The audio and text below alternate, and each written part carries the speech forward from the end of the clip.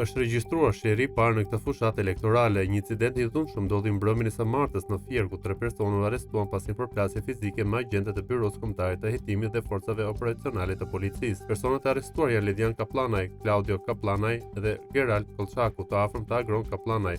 Ndërkohë vjen hetimet për identifikimin e personave të tjerë të përfshirë në këtë ngjarje.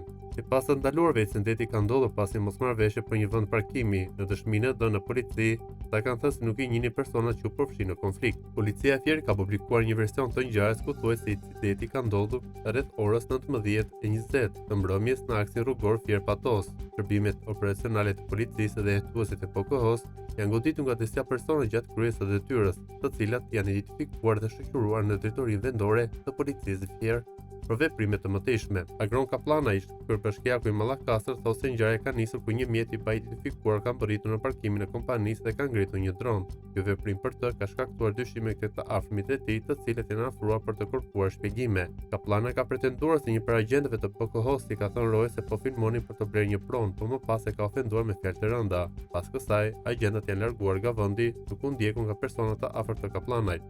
Ai shton se më vonë pas dalimit të agjentëve ka ndodhur një përplasje fizike, jashtë së cilës personat e tij nuk janë informuar se kishin të bënin me agjentë të PKH-s. Pas tij ata janë kërcënuar me armë vetëm pas këtij momenti është bërë ditur që ata ishin agentë të PKH-s.